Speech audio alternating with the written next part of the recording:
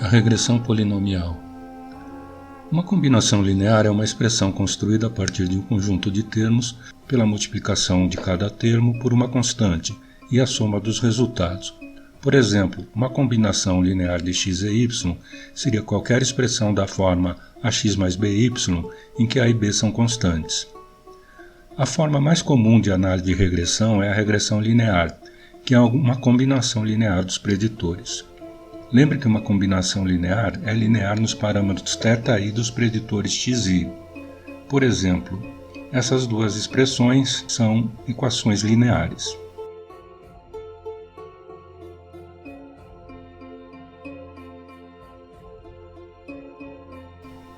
A regressão polinomial é uma forma de análise de regressão linear na qual a relação entre os preditores x e a variável target y é modelada como um polinômio de grau n em x. Por exemplo, esse aqui. Embora a regressão polinomial encaixe os dados x em um modelo não linear, ela é linear nos parâmetros desconhecidos, que são estimados a partir dos dados.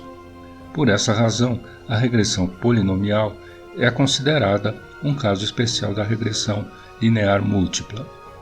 Para deixar isso claro, veja que quando você ajusta um modelo de regressão como esse aqui, o modelo Ordinary Least Squares não sabe que x² é simplesmente o quadrado de x, ele apenas pensa que é outra variável.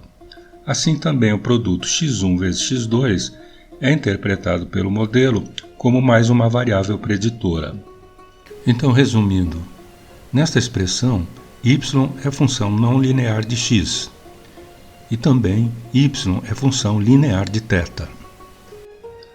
Nós não reconhecemos que há realmente duas variáveis separadas no modelo, porque nós sabemos que x² é basicamente a mesma variável que x que transformamos e incluímos a fim de capturar uma relação curvilínea entre x e y.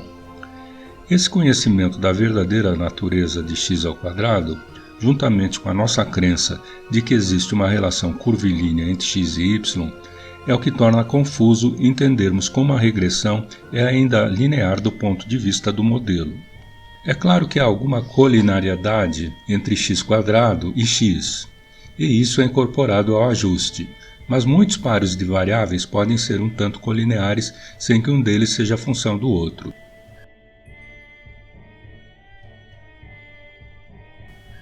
Então, supondo que um dos nossos preditores x tem distribuição em função da variável target y como esta, ao adicionar um termo x², nossa curva de regressão se ajustará melhor aos dados, o que é o nosso objetivo em Machine Learning. Um outro ponto a considerar são as possíveis iterações entre preditores. Digamos que eu tenho um conjunto de preditores x1, x2 e x3. Agora estou interessado em identificar possíveis iterações entre esses preditores que melhor predizem um resultado. Por exemplo, pode ser que os preditores x1 dividido por x3 e x1 vezes x2 vezes x3 sejam importantes. Usar o conhecimento do domínio para pensar sobre quais iterações seriam úteis, dado o fenômeno que você está estudando, pode ser uma tentativa válida. Na verdade, aqui tocamos em um vasto campo da análise de dados chamado de Feature Engineering, engenharia de recursos, que é o processo de transformar dados brutos em preditores que representam melhor o problema subjacente. Esses preditores podem ser gerados pelo conhecimento do domínio ou simplesmente por tentativa e erro, e podem ser usados para melhorar o desempenho dos algoritmos de Machine Learning. Outros exemplos de funções não lineares incluem funções exponenciais, funções logarítmicas, trigonométricas, potência e outras.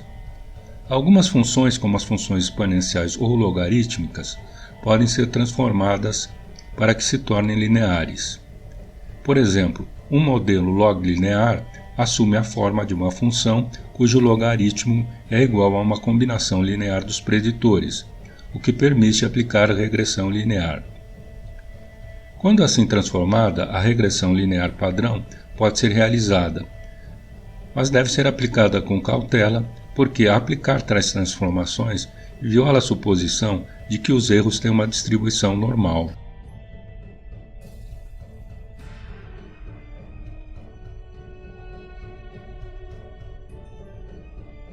Vejamos um exemplo no Python. Primeiro eu vou gerar uma função polinomial de grau 3 com 100 pontos definida pela expressão. Os valores de x são gerados randomicamente de uma distribuição normal entre 0 e 1. Obtemos a curva mostrada. Podemos ver que a reta não captura os padrões nos dados. Este é um exemplo de underfitting. O cálculo do RMSE e do R² dá esses dois valores.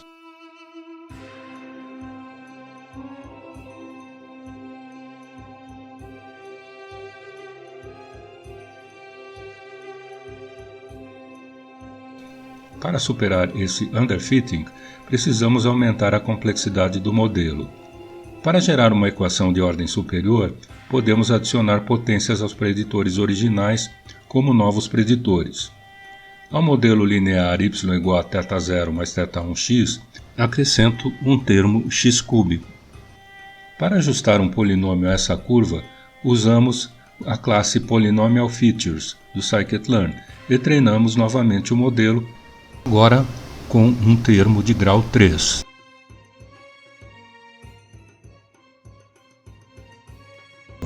Podemos ver que a curva se ajustou perfeitamente e que o RMSE diminuiu e o R² aumentaram significativamente em comparação com a linha linear. É bastante claro no gráfico que a curva cúbica é capaz de se ajustar aos dados muito melhor do que a linear. Agora lembre-se que mesmo que este tenha se ajustado quase perfeitamente aos dados, ele provavelmente falhará ao generalizar em dados não vistos. Isso é, ele sofre de overfitting. Para evitar o overfitting, podemos adicionar mais amostras de treinamento para que o algoritmo não aprenda o ruído do sistema e possa se tornar mais generalizado.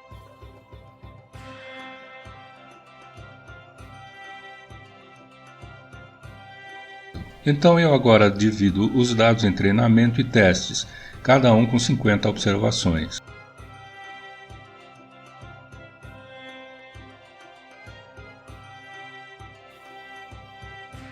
No set de teste, o resultado é um pouco pior, mas mesmo assim bastante bom.